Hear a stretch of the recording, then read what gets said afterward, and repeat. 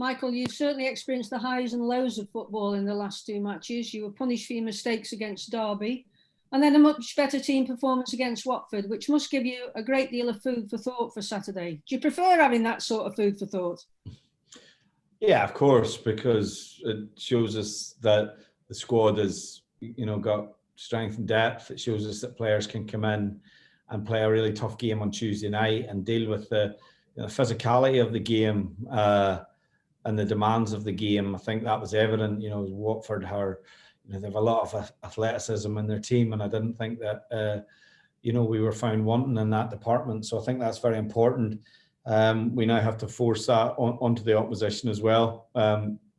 We learned from last week's situation where really, we lost the game in a 5-minute period, and so you got to limit those types of games throughout the season, and that's the learning curve for us in that respect, because it isn't easy when you go 2 down to suddenly just come back and win the game, and I don't think we were in danger of going behind when it actually happened, to be honest. But our own play wasn't at a high enough level either to, I suppose, have the influence we wanted on the game. So, look, the players who've come in, the 8 changes have definitely given me a lot to think about. And, you'll obviously see the outcome of that tomorrow. Oh, I couldn't catch you. Disappointed. You need to take advantage of the possession you had against Hull, don't you? I mean, you had about 65% possession against Derby, but Hull have had a poor start to the season. They haven't scored many goals in the league. I think they're the lowest scorers in the league, but they try to pass their way out of trouble, don't they, in defence? And maybe they're still just adjusting to the division, but their best results have come away from home. Yeah, Grant's, a young coach that likes his team to play. He's always wanted to play that way. He was that type of player himself, so I fully expect that. They do have the ability, if they need to go a little bit longer with Josh McGuinness as their striker, who obviously I know well. But we expect Hull to come and play. And, it's early in the season still. You still want to get momentum and you want to get results as quickly as possible. But we have to, we've been dominant in a lot of games this season. And but with that dominance, you have to create chances and you have to take chances, and ultimately you have to win games. And after a disappointing result against Derby, we have the chance then to obviously address that tomorrow. But it's like any game in the Championship. If you treat it lightly, you'll have problems. So we're certainly not going to do that. You've said consistency is the key, and you've also said, and it's quite clear, that the team reacted well in midweek. Whilst you've got these selection dilemmas, and they're obviously nice ones to have, you said the performance levels were good against Watford and the press was certainly very effective.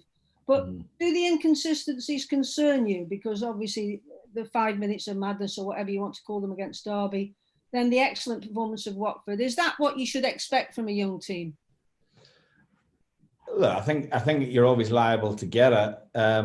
You have to look at the nature of the goals. Obviously, we conceded at Derby and they're poor goals to lose. I didn't feel overall, I didn't think our performance was poor at Derby. I just thought that we didn't hit the heights that possibly we have done in other games this season. And then we had a period where obviously we lose the 2 goals in a very short space of times. From a period where I think we started to look comfortable in the game. I think we should have scored before with Josh Timon puts a great ball across the box and someone should be there to finish that. And then the game changes. If there's anything, obviously goals change games. But the most important thing is that we have a reaction. We won't play well every game. That's the reality of the league we're in, the demands of the league we're in. And the reaction that we got on Tuesday night was very good. Now we have to take that into the start of a 3-game league week and 3 games in 6 days. And you just have to look at the league to see that the inconsistency that we had in that week is pretty consistent throughout the league. I think we had 4 points from the 3 games, which over that table, that would have had us 8th in the league table on those 3 games. So it gives you an indication that it's hard to get 6, 7, 9 points. In particular, only one team, I think Bournemouth, won the 3 games. And that's the nature of the league we're in. So we talked about that at length with the players after the Derby game, of the importance of a 3-game week. Obviously, the cup game's a side issue it gave us opportunities to introduce some of the players who'd been on the fringes, and they have subsequently now given me something to think about as regards starting the game tomorrow. You talked about some of those players giving you something to think about. Jordan Thompson was very positive, and you said he moved the ball forward in an urgent and positive manner. By that, do you mean the tempo, or just being on the front foot and hungry all the time? I think he got on the ball a lot, first of all, in the early part of the game, and he played forward as much as possible. And I think that's what we're trying to get from our midfield. I think when we see the best of Romain Sawyers, he does that. I think when we see Joe at his best, we do that. A lot of that is about a little bit of discipline in terms of the shape of the team and having the options to play through the pitch. I still think we're working on that with the front players in terms of how they connect with midfield players as well.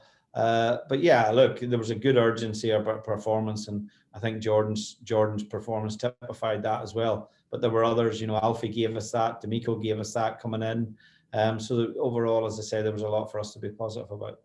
When you've got a packed fixture week, as you have this week, with the game on Friday rather than Saturday, do you look at each game on its own, or do you look at the week as a group of matches where you might have to change things?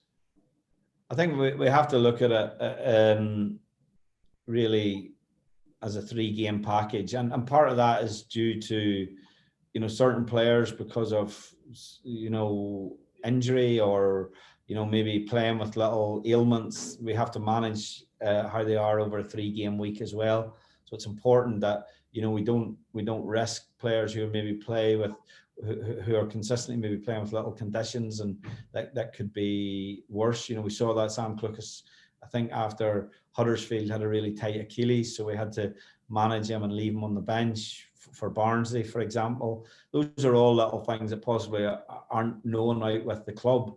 And the worst thing is that we take players to the point where they break down, and then they're not available to us. So yeah, we have to manage the loading of the players over these types of weeks particularly. But equally, we have to obviously focus. The main focus is to pick a team that can win each game, and that the preparation is consistent. We don't alter how we prepare the team, and so the players are used to that level of consistency. And with that, obviously, comes hopefully the expectation to win the game. Well, how are we on the injury front? Well, obviously Fox will still be out for a while. Campbell will play again. He played at Newcastle on Monday and got, I think, just over 80 minutes and scored, so that was good. I still think he needs another game or two. He's still, based on what we're seeing, and he'll play here on Monday again against, I think it's against either Aston Villa or Nottingham Forest in the 23s. And then we'll see where he is. Oakley Boo will play in that game. Fletcher's still struggling, Fox still struggling, and we have a doubt about Sima, who had a heavy challenge in the Derby game, and had a bit of a sore ankle coming into the Watford game, and has had a bit of a reaction, obviously, subsequently to that in training yesterday. No problems with Joe Allen? Is Joe Allen fully fit? No, sorry, Joe's the other one that's not at this minute in time, won't be available. And Doughty's okay after having to come on? Yeah, Alfie's okay. He just aggravated that, and I think it was a little bit of fatigue as well. So yeah, he just missed training yesterday, but trained today. So the squad's been stretched a bit. We're probably 5 or 6 players down, but equally, as I say, I think the team that will take the pitch tomorrow is more than strong enough to give us the performance and hopefully a result. And as you've not mentioned Nick Powell, I'm assuming he had no reaction from playing. No, he didn't. It good, it's good to get minutes into him. We have to manage him a little bit as well in the process. So he's available to start the game tomorrow if we feel that's the right thing to do. And we've got good options in the middle of the pitch with Vrancic, Clucas, Thompson, Sawyers, for example.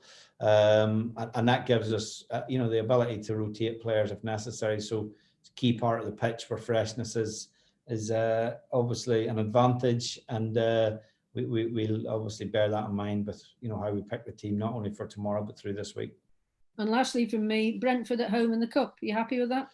Yeah, we want a home draw. I think ideally you always want to pull. You want to either pull a team you can beat or a real big fish out of the hat. We've obviously beaten Brentford here in the 2 games we've played them since I've been here, and 2 very tough games. I think the games with Brentford have always been excellent games, very close encounters, a little bit feisty at times as well. So we look forward to that game. They have a good start in the Premier League, and again, it gives us, as Watford did, you know, like it's good for us to not only play against Premier League teams, but it's good for us to play against teams that have got promoted, because it gives us an indication of, you know, where the level is as well for our players. So we'll be keen to prove ourselves and obviously progress when that game comes around. Thank you. Good luck. Thank you. Thanks, Ange. Over to you now, George, please. Michael, obviously, form guide can be very differential in many, many ways, and deceiving. And Hull, as you've already alluded to, they obviously started a couple of games at the start of the season. Since then, they fell by the wayside, but they'll still be a dangerous opponent, won't they? Yeah, look, we won't treat Hull. We will treat this game exactly the same as if we were playing Fulham. It won't change in terms of our preparation. It won't change in terms of the level of information we give to the players, in terms of the analysis of the opposition, in terms of what we've done on the training pitch. All of those things will be important. They've had a week of preparation, so you know we have to be mindful of that. But we are ready to play the game, and as I say, the most important thing is that the team that we pick is well prepared to go on and deal with the opposition. But certainly we won't treat the game lightly at all, because you only have to look at recent results. You look at, you know, I don't think people would have tipped Fulham to go to Blackpool and lose, for example, in recent times, or, you know, Reading going to win at Fulham. So there's results throughout the division which I think people, you know, are surprised by, but once you're in it for a period of time, you realise, certainly from a coaching standpoint, that you can't treat anyone lightly. But your home form has been very consistent, and that's a starting point, isn't it? Yeah, it's very important. I think if you're going to do anything in a season, your home form has to be strong. It's extremely difficult to really get where you aspire to be without having a really strong home form. We were disappointed to draw the game against Barnsley. We did more than enough to win the game, and the chances and the play that we had. So we get a chance to make amends for that tomorrow. You are creating an awful lot of chances. Somewhere along the way, you're going to hit the target more consistently, aren't you? Well, look, yeah, we've missed some chances. In other cases, goalkeeper's been a big factor in that as well. But the most important thing is that the style of play and the team have an identity, and that leads to attacking football and fast football. I think we need to play with that approach all the time. Sometimes we get situations where the opposition play deep and we have to break down a lot of men behind the ball, as was the case against Huddersfield. And then sometimes you're relying on a little bit of quality, which is necessary as well. So maybe a set piece, it may be something else that gives you that little differential in the game. And so we have to be ready for whatever the opposition, you know, how they set up, and make sure that obviously the focus is with ourselves and, you know, our own style of play and how we win the game. It's been a hectic schedule for you, Michael, in more ways than one. Does that in sometimes find it difficult when you don't have the amount of time with the players throughout the week to put everything into practice in the way you want it? It's quite difficult. The training time is difficult because you come off a game with a recovery. The players that play need to recover. The players that didn't play need to train. So very often you're training in a midweek. There's only there'll be a maximum of 1, possibly 2 days where the squad is all together, and generally that's the day before the game. So, and you can't do that much before the game, because clearly you want to leave the game in the legs for the players the next day. So, but those are all the challenges. We do a lot of work, video work with the players as well. So if it's not done on the grass, it's done off their feet, and they do it in the video room. So, but you know, the players are used to that now. But it is challenging. You'd like more time on the grass, but it's the nature of the league we're in. And finally, from me, obviously, Adam Davies again coming in improves how strong you are in the goalkeeping division once again, doesn't it? And again, another fine performance by him, puts pressure on, I suppose, everyone. Exactly. You know, I think the goalkeeping department is it's extremely healthy. You know, not only with Adam and Joe Bursick, but also with Jack Bonham, I think, who, since he's come to the club, has impressed everyone as well. You know, we're operating with, I think, 3 very, very good goalkeepers, and that's essential. Competition for places is good. We have, I think, goalkeepers who are all at a good point in their career as well. And, you know, as I say, Adam, I thought he was brilliant the other night. And, you know, that obviously gives me something to think about for tomorrow. Thank you, Michael. Good luck tomorrow. Thank you. Thanks, George. Just Jim now, please. Hi, Michael. Michael, 8 games into the championship season, and we see Fulham, Bournemouth, and West Brom up towards the top of the table. How are you beginning to survey the championship, and do you feel that those 3 sides will be in the race for promotion and probably in the top 6 come the end of the season? Look, I think you always look at the teams that come down as the strongest teams. You know, Sheffield United have a difficult start, but I think they're starting to get a bit of momentum as well. You know, we look at ourselves, we're 4 points off the top. We're, I think, 2 points off second. So we're pleased with this point. The start that we've made, we dropped points in the last game that we're disappointed with, which would have put us in a stronger position. But, you know, the teams who come down are the teams with the most spending power, the teams that are able to pay the most wages. So typically they'll have the strongest squads. So look, this will be a competitive championship. There's a lot of clubs that aspire to get to the next level of football, and certainly we're one of them. But we obviously have to get above the teams that you rightly mentioned at the outset. And I suppose, Michael, we all know you have a personal, close relationship with Grant McCann from your time in Northern Ireland as well. Is it sort of difficult in one sense to prepare for a team like Hull City when you know a manager like Grant McCann so well in terms of that, because he probably knows your thoughts, your perspectives, you probably know about what way he thinks about football as well. Is it sort of, are you prepared for the curveball in many senses? Well, Grant obviously had, you know, when I took the international job, Grant was still in the squad, so he was a player. It wasn't so much as a coaching aspect. No, so like it won't affect me at all, Grant being the manager. He's a young manager, and I think who's shown already good resilience in his job, because he's, you know, he had a difficult first season at Hull where, you know, they had a really difficult second half of the season and were relegated. And, we beat them here, you know, convincingly 5-1 before lockdown. But equally, he's shown his qualities to get the club promoted again and back to the championship. So he knows what's involved, but it won't come into a factor in terms of, you know, if we win the game again 5-1 tomorrow, I'll be delighted. It won't be a case of you know, that a personal relationship having any influence in the game at all, nor will it have for Grant obviously either. And Michael, lastly for me, I suppose, do you think the learning lessons from last year, where you were so close for 3/4 of the season in terms of it being in and around that sort of playoffs and being in the hunt, you sort of faded towards the end, do you think that experience will help you this year in terms of maintaining that stretch and maintaining that sort of consistency, or do you see it as a whole new championship again, that everyone starts off from a level pegging, because seeing how well Coventry are doing, for example, this year? Yeah, I think probably more the latter, to be honest. You know, this is a different team. We've made quite significant changes to the team. For a number of our players last year, they have the experience of, you know, consistently playing in the championship over a sustained period for the first time in their career. They obviously did that in empty stadiums as well. The second half of last season, we had a horrific injury list as well. I think we're better equipped to deal with that this season. We have a much younger squad, a much you know, hungrier squad, I think, in terms of where the players are in their career.